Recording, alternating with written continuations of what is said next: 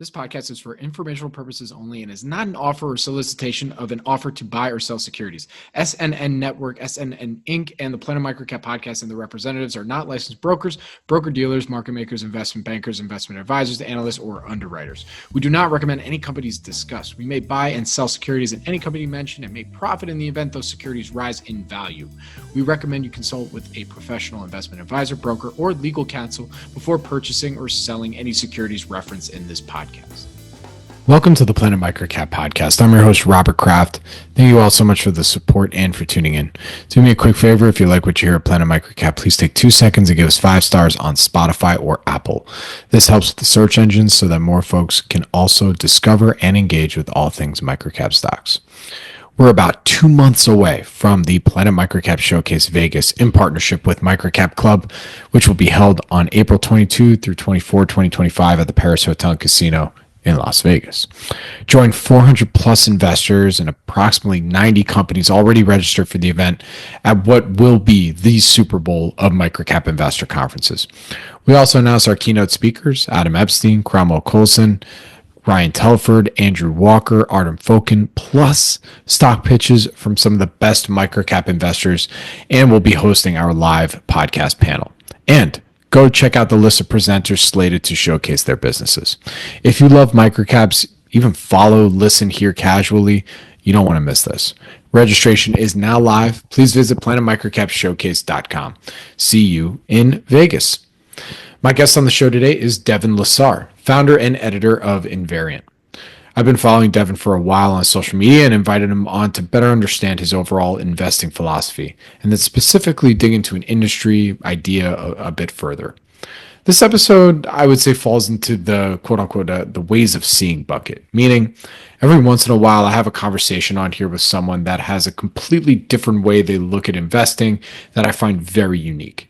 In this case, Devin's focus on finding very unclean stories and doing the work to clean it up struck a chord that I really wanted to understand further. I had a blast jamming on this concept and then diving further on the nicotine industry and his thesis on Haypp Group. And for full disclosure, we discussed a number of companies during today's podcast, and I am not a shareholder in any of them. Thank you again for tuning into the Planet MicroCap Podcast, and please enjoy my conversation with Devin LaSarre. Devin, thank you for joining me today. How you doing, dude? Thanks for having me. I'm doing great. Never been better. All right. Well, it's great to have you on. And look, I've been a follower for a while now, we're here on the good old Twitter X thing, and I'm just glad we found some time to make this happen because look, you have this newsletter Invariant. You've covered a couple companies that I know, actually one of which is going to be presenting at our conference in Vegas very shortly. So, I figured, listen, let's talk shop.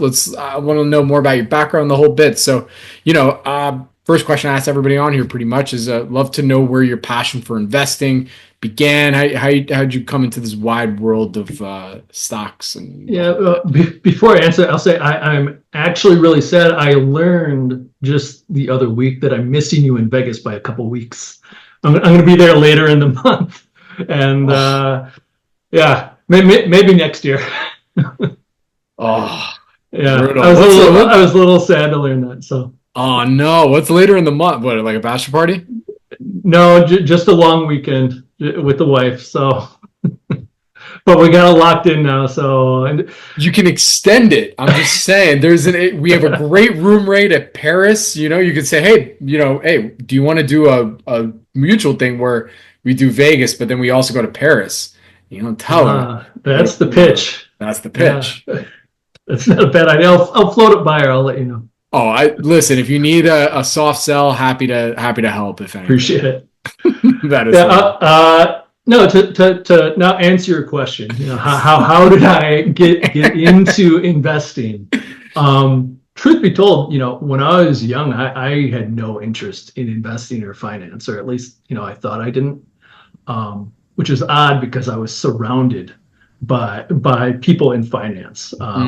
My dad was a software developer and was a professional algorithmic trader.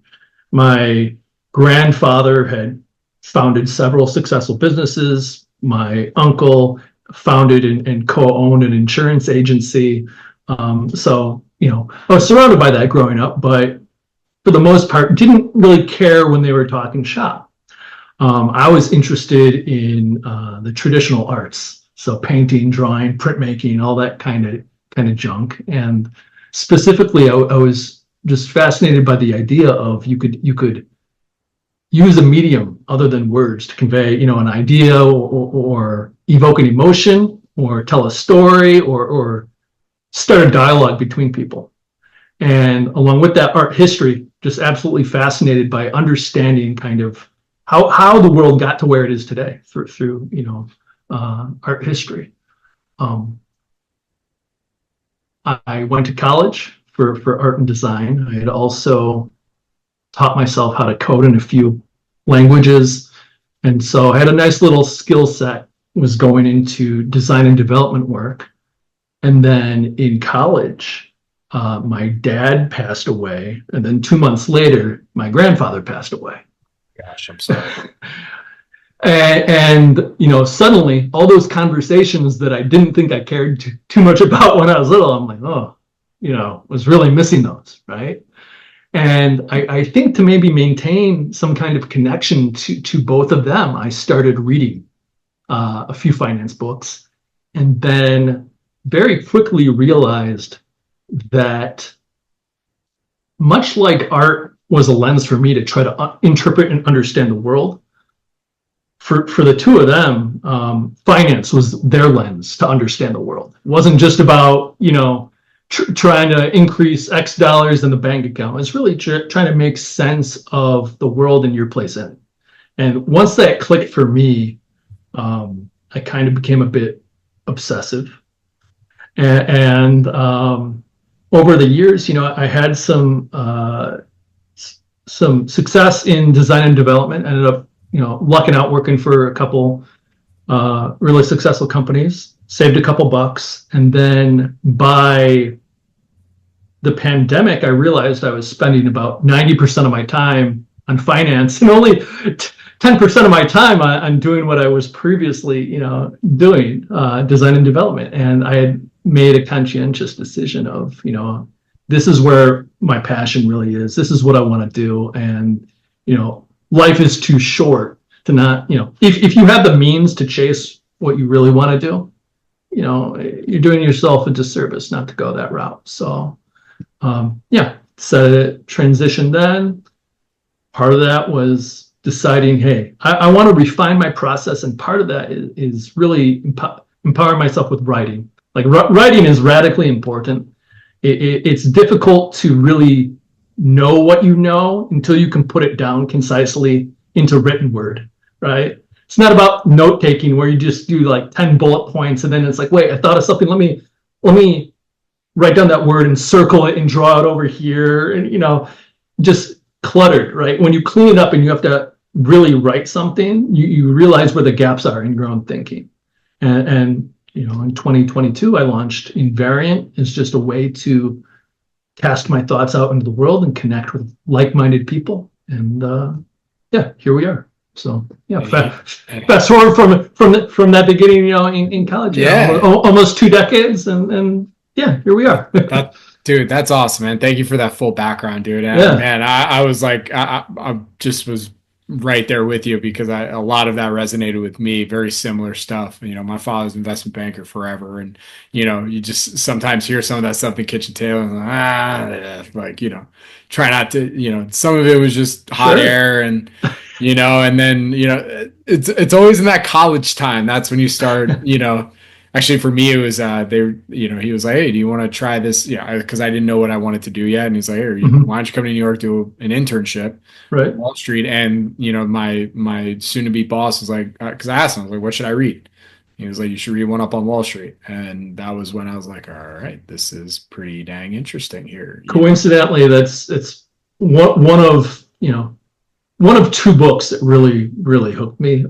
Not just because of the subject matter, but how it's written. Peter Lynch applies such a tangible touch to it, where you're thinking about the people, the products in the real world, right? These are real things, not some abstract ticker that's just trading on an exchange, right? And I think that kind of tangible aspect really resonated with me. It's interesting. It's been, God, I'm 36. So when did I read that? I read it when I was 20. So it's been a while since I read it. And so I've been meaning to just reread it now, having this, all the experience that I've had thus far, and just even reading it from that lens as well. And trying to remind myself, cause obviously it resonated with me, and I thought it was very simple, easy, all right, I'm hooked. This is super interesting kind of stuff, but I'm still, I can't exactly remember what it was that really, I think it was just maybe the overall experience of reading it that was fascinating to me. Yeah, but it's a timeless book. Yeah. But, another thing that you said resonated with me that I was interested, because art history happened to be my favorite class that I took when I was in high school. I really loved my teacher. I thought he was just awesome in learning about, it wasn't just learning history. It was like you were learning history through just beautiful pieces of art and their significance and what they meant. But something you said there about how, being able to convey story beyond just the written word, and with finance and investing, it's just interesting how there's such a bigger story being told when you just look at the numbers, right, of some of these companies. And it sounds like that's also what kind of clicked for you as well, where you're just like, dude, these numbers tell, and especially once you get into coding, it's all zeros and ones. Numbers become your life when it comes to telling the story, for sure. Sure. Yeah. I mean, in finance, you can look at the numbers or you can tell a story, but the magic is right in between, right? How do you marry those two things? And one without the other is going to be largely incomplete more often than not. Oh, 100%.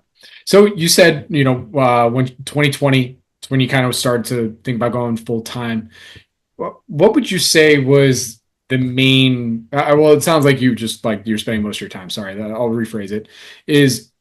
What would you say has been the main lessons, or how would you say your philosophy has evolved when assessing a potential investment from, let's say from 2020, when you really were like, all right, I'm in this now full time, this is my occupation, to maybe even up to today? Yeah. In terms of evolution, I mean, there are a few things that have always kind of stuck with me. And one is the idea of, a lot of people are very much focused on maximizing return. Whereas I think, at least my starting point is minimizing downside. So I mean, we can talk about upside, as a second order or, a secondary event. But, if we don't handle thinking about protecting capital, it's like, well, I don't really want to take any more steps forward. And along with that, I think that for the most part, markets can be quite efficient, but we know that time and time again, there's all kinds of dislocations that can occur. And so anytime I'm looking at an opportunity, there has to be a very concise way to explain why that opportunity exists. And because of that, I don't take too many new positions, to be honest. I have very low portfolio turnover, and I work very slowly. I'm slow to research. I'm slow to buy. I generally accumulate over time. And then I'm extremely slow to sell, in that I really am not interested in selling. Even when things aren't going well, normally, I just let it, dwindle or whatever, right? Over time, you get the natural reweighting of, winners and losers to your benefit. But going back to why does this opportunity exist? And it ties into kind of why I named my newsletter Invariant. It's one of the unchanging things is human nature. And part of that is emotion, right? Every boom and bust we've ever had, feeding fear and greed, it drives everything, all of cyclicality. And so when I'm looking for an opportunity, normally I'm looking at a very unclean story and doing the work to kind of clean it up to see how underneath all the grime, maybe it's actually a little bit cleaner than the market is giving it credit for. Sorry, I don't mean to pause. I was writing that down because listen, I've been doing this since 2015 and no one has ever really put it like that. And I think that's a really interesting thought experiment in thinking about looking for, because look, we're in microcap, right? We're always saying like, oh, everything in microcap has a little hair, It has to, what right? you do with it, yeah, what you do with that hair. But I mean, you can also, even if it's a good company, or a good investment. I was just doing an interview with Kyle Green where we talked about the good business versus good investment, and even taking that idea a step further is that invariably they're all unclean until it becomes clear or clean to you. Meaning, once you kind of, I guess, created your own thesis and conviction around it, then it's like, all right, now this picture makes a whole lot more sense. Kind of like when, not to go like super annoying here and go back to art history, but it's like when you look at a painting, you first look at it, you're like, I don't know, this is, I'm not sure, okay, this is standing out, I'm not sure about this, but then you take a second to really look at the painting and you're like, all right, okay, things are starting to make a little bit more sense. Sure. Maybe not how the artist intended, but it's making sense to me, which, I don't think the artist really cares one way or the other. Right. Yeah. No, that's interesting. And yeah, and to go further. CEO's probably like, yeah, man, I don't care. You're buying? Well, fine. Good. It makes sense to you. I was going to say, to go further though, like, a story can be clean, but it also doesn't mean that it's going to stay clean, right? You can have exceptional companies, and eventually all companies get into trouble, right? And it's not about if a company can avoid, bad situations. You obviously don't want management to steer directly into them, but it's more about how do those teams manage those situations, right? This is the real world. It's not a movie. There's no plot armor where the main character is protected, the company is safe forever. And so, yeah, focusing again, marrying the narrative and the figures. For me, that's what it's all about. But generally, the more hair, the better. And it's interesting because once in a while you get kind of a fever pitch where you see everybody hating on one company, right? And it's interesting because whether it's microcaps or large caps, it can hit any company and it can be immense. And one example is like Meta just a couple of years ago, right? And I'm fairly agnostic on the size of companies that I invest in. And full disclosure, I am a shareholder of Meta, but basically in November of 2022, I haven't written about the company at all, but November of 2022, I wrote on Meta 3 weeks in a row, and just kind of walking through some general thoughts on what was going on, and it was just a very unique confluence of events where all of the headlines, which we're trashing the company, trashing Zuckerberg, etc. Just it was difficult to find a single positive headline anywhere on the company, and any opportunity like that is interesting. But then again, if you try to convince yourself any hairy situation is worth buying, you'll inevitably buy plenty of things that go to zero. So easier said than done, right? Oh, 100%. Yeah, look, that's both the fun and the hard part when, like you said, you're looking for stuff that's hairier the better. Are you sure you're not a microcap guy full stop? Come on, man. You're saying I'm pretty sure. You're saying hairier the better.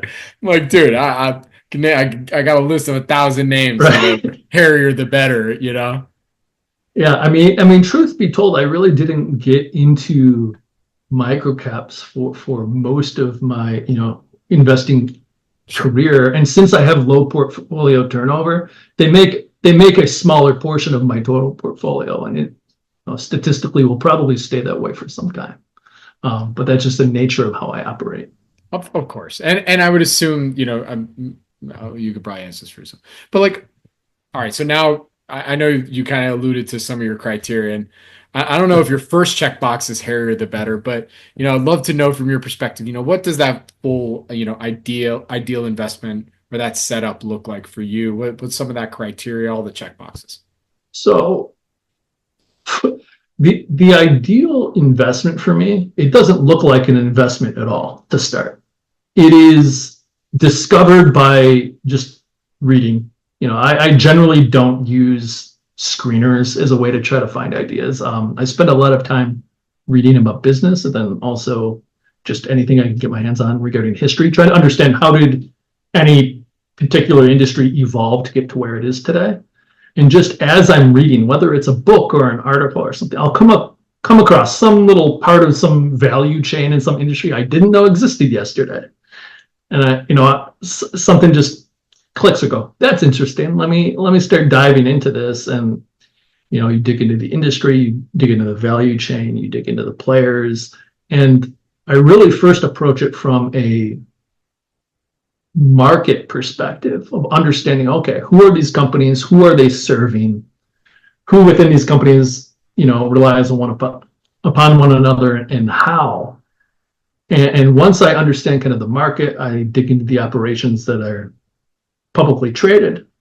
And once I think I understand the operations, that's when I'll start looking at some financials. And generally, I'm always looking at big picture. So looking at the enterprise and then distilling down, how do you get to the equity? Kind of what's, the residual after, you pay your debt and handle everything else, right? Not just trying to look at equity in a vacuum, because, that's gonna hide a lot of, again, potentially a lot of the hair if you're not looking at the full picture. And, when I'm looking at equity, it comes down to a couple things. But again, the idea of protecting capital, that's paramount. That's number one. And for me, it's not about, is this, some people say, are you a growth investor? Are you a value investor? And I say, it's really all the same. At the end of the day, you're just talking about the nature of duration of the asset and the maturity of the business and the maturity of the industry that it's in, right? If you have big mature companies, generally, if they're going to be, seen more as value, right? You've exceeded, or maybe you're drying up that reinvestment runway, so they're actively returning capital to shareholders because they can't reinvest it. Perhaps because they don't have the greatest growth prospects, maybe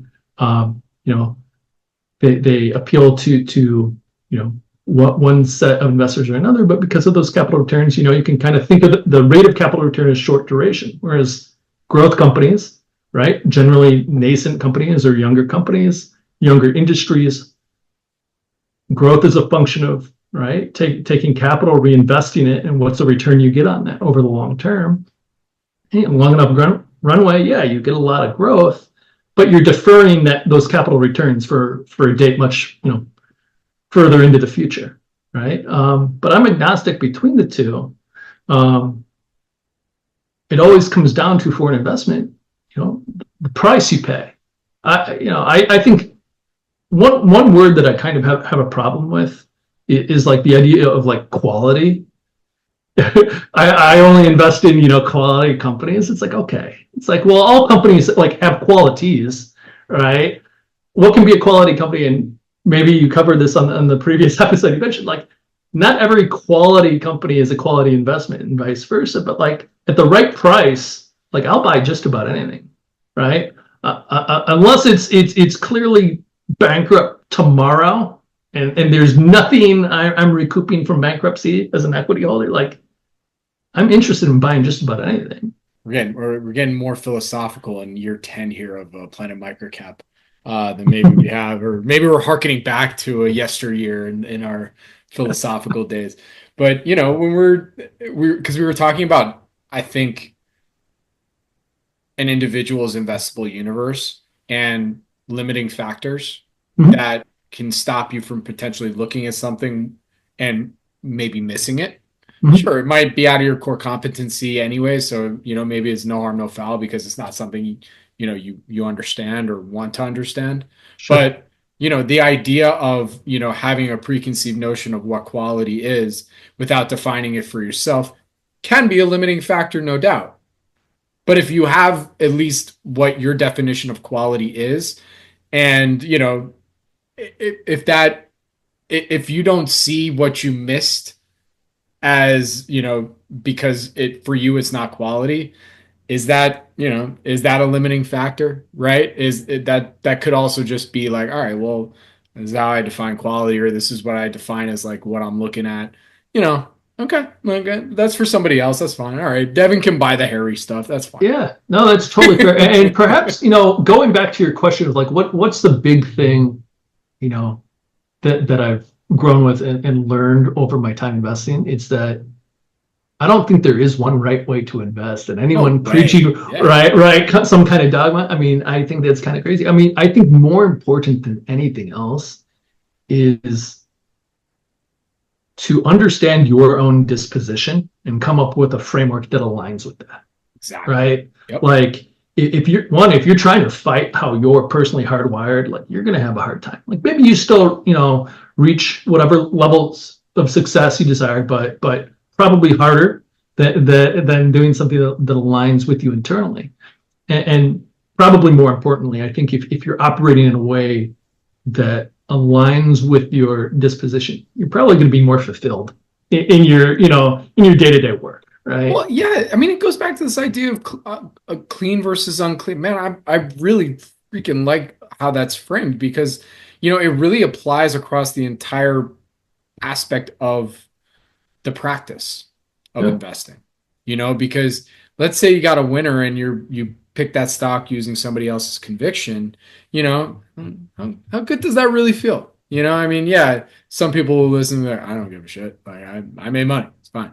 And they're like, okay, cool. No, all good. I'm fine. You feel clean. Sure. But there's a lot of folks that I interview on here that probably, yeah, I'm happy with the result. It's kind of like when you take a test and you just knew the answer, but you didn't know how to show the work. You're just kind of like, all right, I got the right answer. I filled in the right bubble, but I know deep down I didn't do the work. I just kind of knew that was the answer. That's interesting to bring that up because that's another issue I think is like deeply important, which is process versus outcome. For me, like I'm a process guy.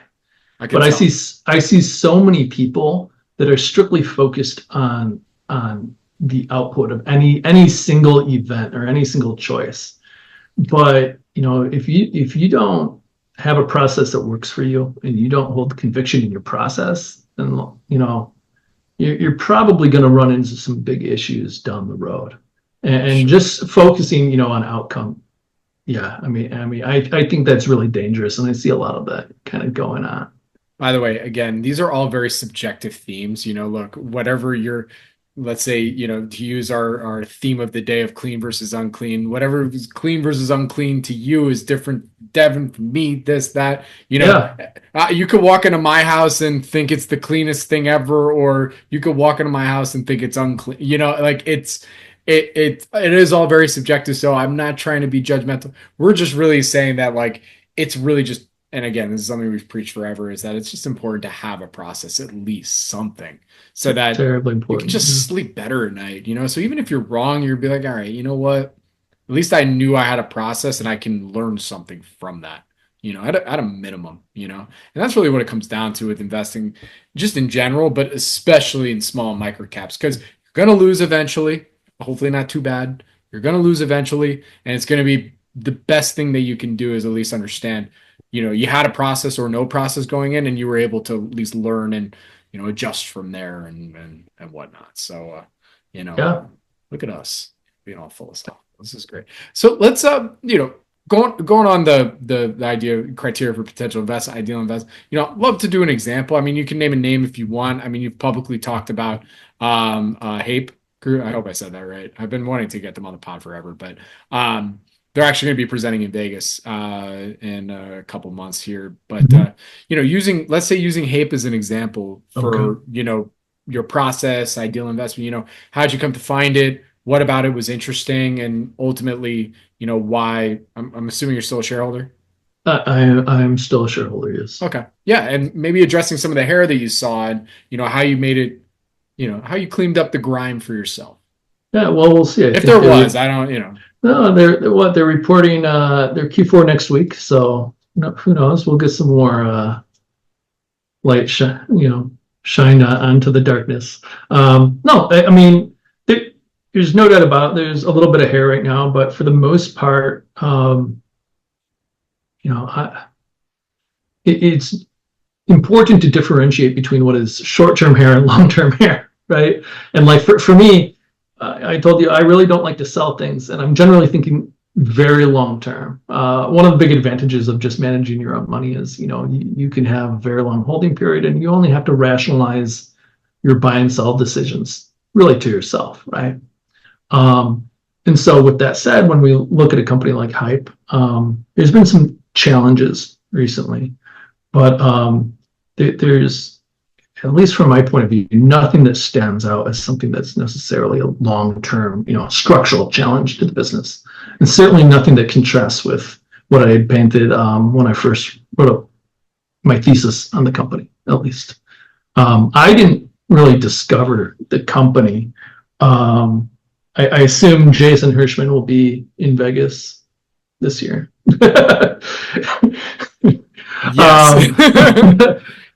He lives there. Right.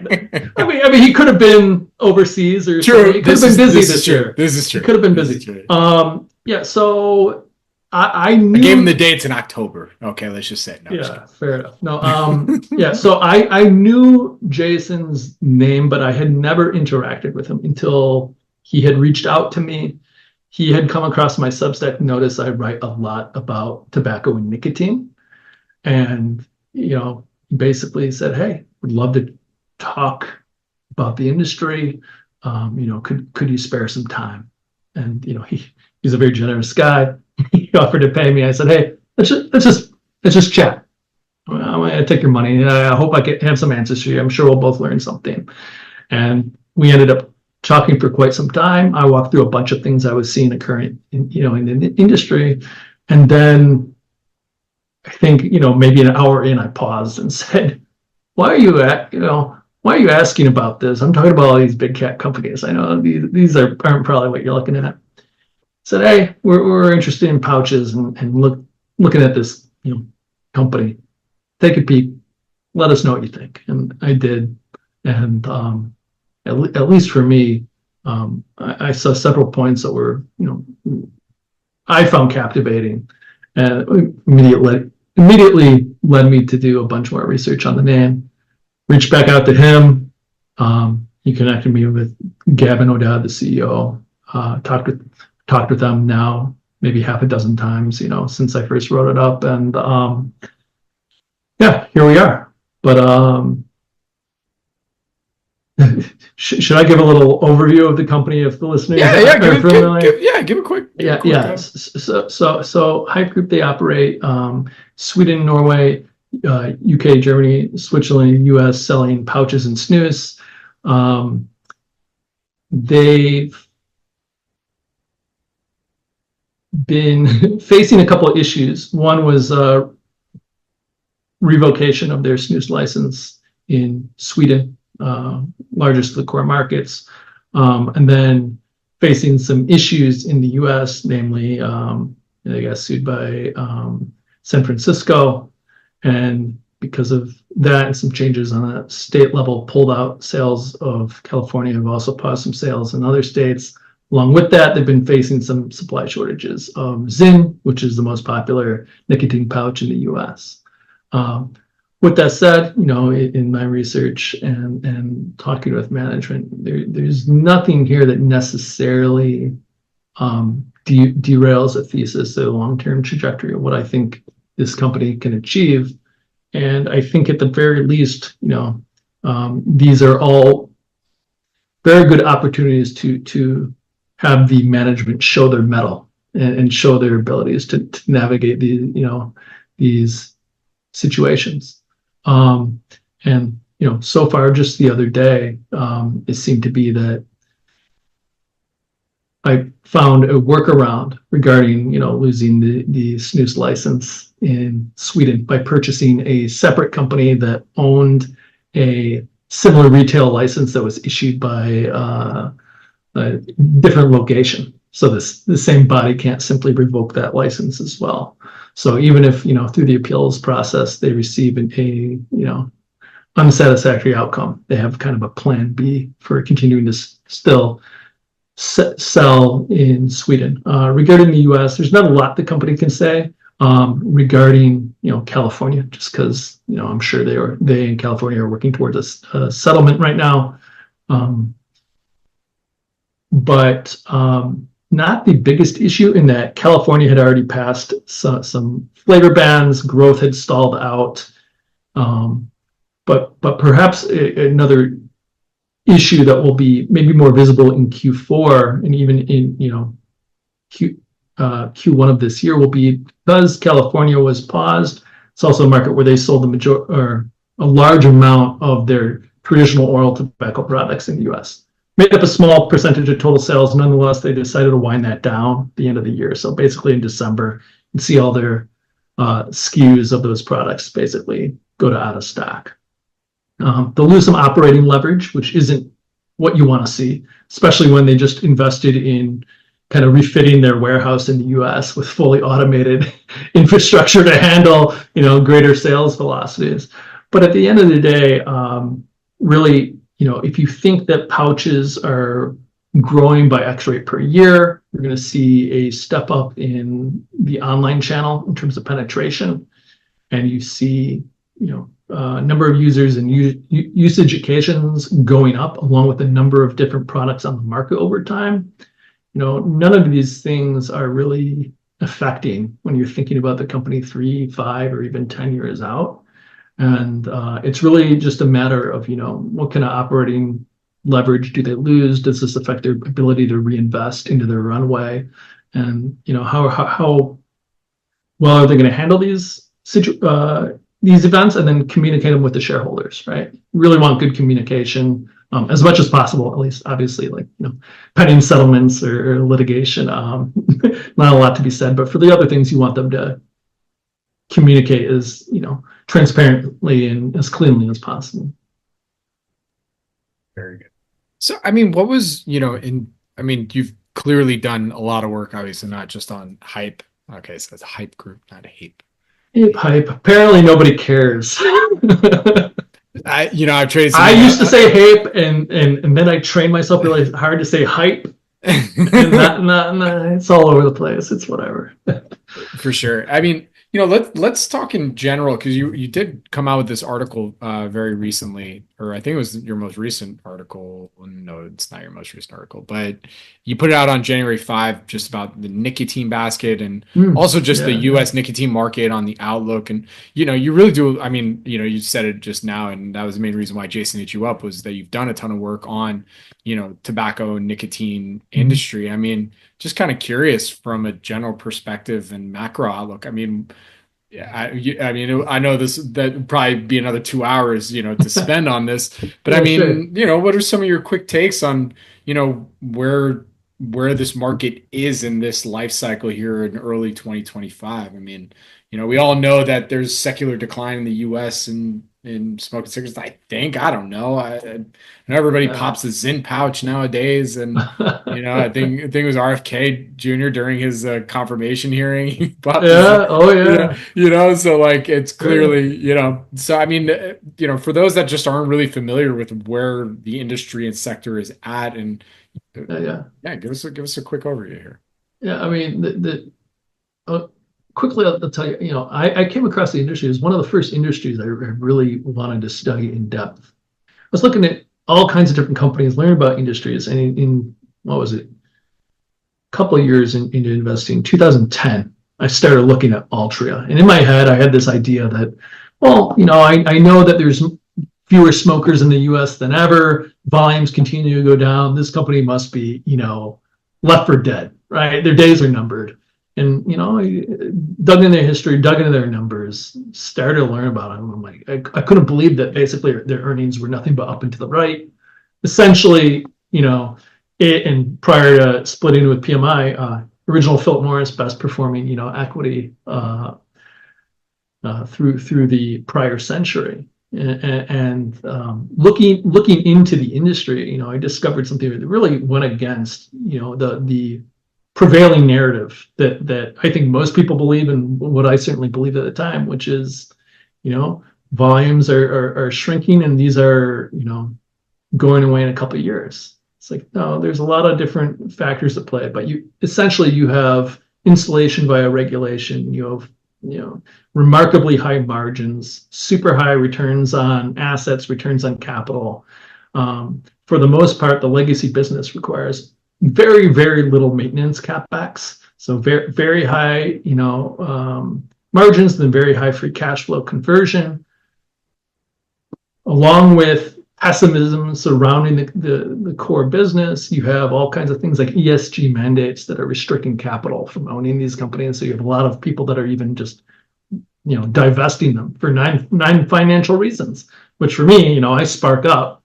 I get all excited because, again, if people are selling, if people are selling for non-financial reasons and they see a bit of hair on the industry and they're pushing it lower, it's like, well, that's when I start to kind of get interested. But especially recently, you have the mix of the legacy businesses, which I think people are broadly way too pessimistic on.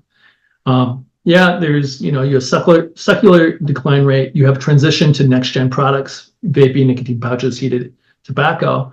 But I think when you look at the world, people don't seem to quite grasp that cigarettes are going to be sticking around. A whole lot of smokers, a whole lot of cigarettes, very profitable industry. Again, you're looking at multiples for these that are priced like they're going away pretty quickly. And I simply think they are not. I mean, if I want to keep it as concise as possible without digging into the weeds, I mean, that's it right there. Interesting. I mean, I'm not trying to make a judgment call, to each their own. Right? Yeah. That's interesting. I mean, so when you have that, basically that's kind of the main thesis is of like, look, they're not going away. How do you think about, what about it was it with Haypp specifically then? When you're like, all right. Yeah, sure. It's not necessarily that cigarettes are going away. It's maybe rethinking the thesis of like, well, all right, what is one who would be inclined to smoke a cigarette?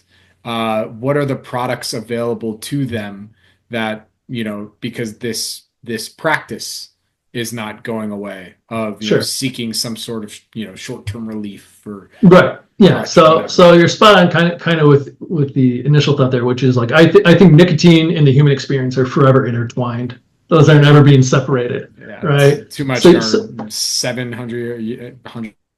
It's been a long time, right? And so you look at the next gen products, all scientifically, I believe, substantiated to carry lower risks relative to combustible cigarettes. It's not nicotine, but the combustion that produces the majority of the harm from usage of that product.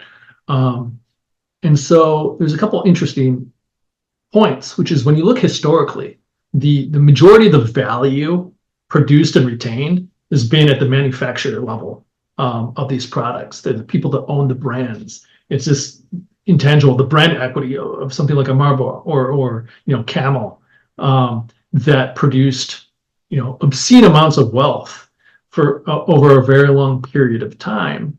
But specifically, not so much in heated tobacco, because there's such a high barrier due to the technological requirements to produce a product, but more in vape and pouches, where it's very straightforward to make products. There's this question of, if you have a bunch of new entrants in a nascent category, you have consumers that are seemingly willing to explore across SKUs and brands and companies to a far greater degree compared to the brand loyalty of legacy products. Maybe it makes sense to have some exposure to a different part of the value chain other than the manufacturers. So here you have this online, distributor that sells directly to consumers, has what I believe to be an advantaged position, still very nascent into where I believe the category can grow. But perhaps if the brand owners can't fully establish brand equity, and I really doubt they can establish it as well as they had for legacy products, just because, that's an almost impossible bar to clear. Then maybe other parts of the value chain, there's some serious value there. And so it's an interesting expression of that idea. And especially, for a long time, I've been particularly bullish on nicotine pouches, They're just, from what I've seen in the science, again, scientifically substantiated to be the low risk of next gen products. They're the most discreet. People can't tell you have one in, right? Comes in all kinds of flavors and strengths. It's very convenient. Even in certain countries where they don't have as high of historical usage of oral products, I think there's possibility over time for penetration to increase in those markets even. But I think that even, PM had their earnings come out today. Philip Morris International had their earnings, and everyone's freaking out. Oh, U.S. ZYN growth 42% year over year, 581 million cans. Going crazy. And, I'm looking at. I think like big picture, long term. I still think we're in the early innings for pouches, and so any way to get kind of concentrated exposure, it is compelling. There. Yeah, and I'll say, along with that, I'm not somebody that's looking to necessarily swing for the fences. I'm a big proponent of diversification and understanding at the end of the day, whether it's a large cap or a small cap or a micro cap, you're not going to be right 100% of the time. So, sizing is imperative. And again, circling back, the idea of protecting capital. I mean, that's the number one thing that sits forefront in my mind. Very cool. All right. Well, we're coming up on the hour. We've jammed on so much stuff. I'm going to need to. Yeah, we're all over the place. Yeah, no, I think I need a cigarette after some of our philosophical talk today. I loved it. That's where we should have had a coffee and a ZYN right now. Who knows where we could have gone. But, to kind of close this out here today, one question I ask everybody on here is, what would you say was an investing experience that you had? You can name the name or not, it's up to you, that really changed your career, recalibrated how you thought about your philosophy or, your strategy, your zones of interest, whatnot. And what would you say were the main lessons you learned from that maybe a new investor could take away from? Okay, yeah.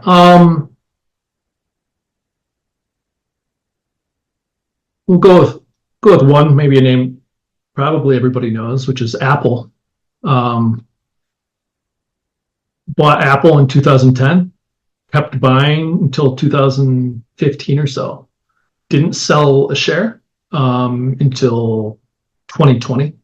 The initial thesis was pretty simple in that I thought there's this killer product, long growth runway. You had service entering the mix. Optically, I think on a PE, maybe it wasn't the cheapest, but then, strip out the cash on the balance sheet. It's like, oh, yeah, maybe this thing is actually pretty damn cheap, right? I think Icon got involved in 2014 for pushing capital returns. I didn't do anything with the position after I was accumulating over 5 years. And in 2020, I sold a large amount of Apple. And it wasn't that I didn't believe in the company trajectory or anything, but I realized whether I liked it or not, it was taking up a lot of time in my head. When I realized, for any position, I don't want to be forced to think about it. I want to be thinking about it because I want to think about it. And so I knew it was too large, even though, I don't like to sell. I don't like to trim. I want to let, winners win, so to speak. I knew I had to trim, and I didn't expect to ever do that, but I knew I had to, just to have that kind of mental clarity. So I trimmed like X amount immediately. And then I told myself, hey, over the next 3 years, you're going to trim this much every quarter, no matter what. Doesn't matter if the price goes up or down or whatever, you trim it. And I stuck to that. And sure enough, basically from the day that I sold that initial block until today, I think it's up, it's another 100% up since then, another double. Okay. And I'm pretty sure at least half of what I put that money into hasn't performed as well over that period. Boo-hoo. But I think it was a sensible, disciplined approach. Certainly helped me retain mental clarity, gain peace of mind, sleep a little bit better at night. And I think knowing that it was the right thing to do, just for me, so I could stick to kind of taking my disciplined approach, that's what I needed to do. So, in hindsight, was it the right or wrong decision? I got to say, I think it was the right thing to do, even though I do remember at the time not feeling great when I was hitting that sell button, when I was, shooting that order out. I just remember like, man, I've held this thing out a long time. I wanted to hold on to it indefinitely, but I got to do it. But yeah, I think that was a big takeaway for me. Interesting. Listen, I wish we had more time. I would definitely have even more to go into on that, because it's fascinating. No, I really find the psychology around that trade very just, yeah. Like, I mean, look, we can, there's the general scorecard that others place on you, and then there's your own internal scorecard. Yeah. At the end of the day, it all comes down to how you personally feel and your internal scorecard. If it's up, hey, it's all gravy. Who cares what others will say? Like, oh, you left so much money on the table. It's like, all right, well, right. We all have our own goals, and as long as you're sticking to a process that's helping you reach your own goals, and everything else is noise, right? For sure. And look, it opened you up to look at nicotine, like very, very hardcore. That's right. Maybe that's why you became into nicotine. You sold. You're like, all right, I just got to pick up smoking. That's right. Take my mind off this trade. But all right, Devin. Well, this is great, dude. I really enjoyed it. Where can our audience go and follow you on socials, as well as subscribe to your newsletter? Yeah, so my newsletter, invariant.substack.com, and then I'm on Twitter at Devin LaSarre. Pretty straightforward. And one of the biggest things, I'm big on just networking. I think anyone can learn something from anyone else, and so I'm always happy to entertain emails, DMs, conversations, meetings like this. Just a guy trying to make sense of the world and continue to learn. There you go. That's awesome. Devin, thank you so much for joining me, man. I really do appreciate it. Good luck. Stay safe, and see you in Vegas. It's all good. Small odds. We'll see. Right. Thanks a lot. See you, man.